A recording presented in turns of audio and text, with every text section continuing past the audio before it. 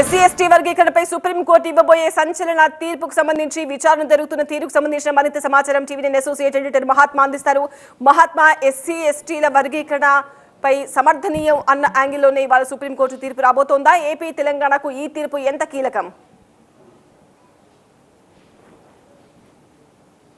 ఇది తెలుగు రాష్ట్రాల్లో కొన్ని సామాజిక వర్గాలకు నిజంగా కూడా ఎంతో కాలంగా ఎదురు చూస్తూ డిమాండ్ చేస్తూ పోరాటాలు చేస్తున్న ఎంఆర్పిఎస్ వంటి పోరాట సంస్థలకు ఇది ఒక ఊరటనిచ్చే తీర్పుగా మనం చెప్పవచ్చు. ఇంతకాలం పాటు సర్వోన్నత న్యాయస్థానంలోనే ఈ అంశం పెండింగ్లో ఉంటూ వచ్చింది.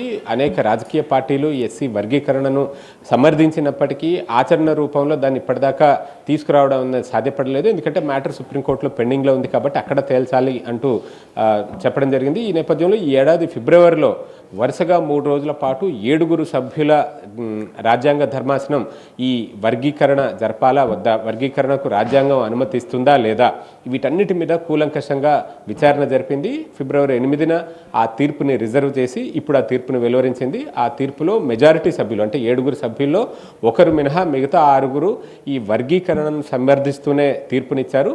అందులో కొంతమంది కొన్ని అంశాల పట్ల భిన్న వైఖరి వెలిబుచ్చినప్పటికీ ఓవరాల్గా మెజారిటీ ఒపీనియన్ మాత్రం ఈ ఎస్సీ ఎస్టీ వర్గీకరణకు సంబంధించి సానుకూలంగానే సుప్రీంకోర్టు తీర్పునిచ్చినట్టుగా మనం అర్థం చేసుకోవచ్చు. ఇంకా తీర్పు పూర్తి పాఠం మనం పూర్తిగా చదవాల్సి ఉంటుంది. అందులో దాన్ని ఎలా అమలు చేయాలి ఏంటి, ఎందుకంటే కొన్ని రాష్ట్రాల్లో కొన్ని కులాలు మరికొన్ని చోట్ల సోషల్గా అంత బ్యాక్వర్డ్గా లేని పరిస్థితులు ఉన్నాయి. వీటన్నిటి మీద ఒక ఏకరూపత రావాలి. దీంట్లో పొలిటికల్ ఇన్ఫ్లుయెన్స్ లేకపోతే సామాజికంగా సంఖ్యాబలం చూసి వారి ఓట్లను ఆకట్టుకునే క్రమంలో వారికి ఈ క్లాసిఫికేషన్లో లాభం చేకూర్చడం ఇలా కాకుండా ఒక సైంటిఫిక్ మెథడ్ ప్రకారంగానే ఈ సబ్ క్లాసిఫికేషన్ అన్నది జరగాలి అన్న ఒపీనియన్ తోటి ఈ తీర్పునిచ్చినట్లుగా మనం ఆ తీర్పుని బట్టి చూస్తుంటే అర్థమవుతుంది. దానికోసం కొన్ని గైడ్లైన్స్ కూడా ఫ్రేమ్ చేసినట్లుగా మనం అర్థం చేసుకోవచ్చు. ఇందులో కొంతమంది జడ్జిలు ఇచ్చిన మిగతా తీర్పు అలాగే డిఫర్ అవుతూ ఇచ్చిన బేలా ఎం త్రివేది ఈ 7 ఆమె మాత్రమే ఈ వర్గీకరణను వ్యతిరేకిస్తూ డిఫర్ అవుతూ ఆమె తన తీర్పును విడిగా రాశారు. సో ఆమె తీర్పు ఇవన్నీ చూసిన తర్వాత దీన్ని ఎలా ఇంప్లిమెంట్ చేయాలి ఏంటి అన్నది ఒక కంక్లూజన్కి వచ్చే అవకాశం కనిపిస్తుంది. బట్ ఏమైనా సరే ఈ వర్గీకరణ కోసం డిమాండ్ చేస్తూ పోరాడుతున్న సంస్థలకు ఇది చాలా ఊరటనిచ్చే తీర్పుగానే చెప్పవచ్చు. వాళ్ళు ఎంతో కాలంగా అన్యాయానికి గురయ్యామని చెప్తున్నారు. పేరుకి రిజర్వేషన్ని ఎస్సీలకు వర్తింప చేస్తున్నప్పటికీ అందులో కేవలం కొన్ని కమ్యూనిటీస్ మాత్రమే లాభపడుతున్నాయి, రిజర్వేషన్ ఫలాలను పొందుతున్నాయి. మిగతా కమ్యూనిటీస్ వారితో పోటీ పడలేని పరిస్థితి ఏర్పడుతుంది అన్న ఇంజస్టిస్ జరుగుతుంది అన్న అభిప్రాయం చాలామందిలో ఉంది. అందుకే ఈ వర్గీకరణ అన్నది జరిపితే గనక అందులో ఏబిసిడి వర్గీకరణ చేసినప్పుడు అందరికీ ఒక ఫెయిర్ రిప్రజెంటేషన్ దక్కుతుంది.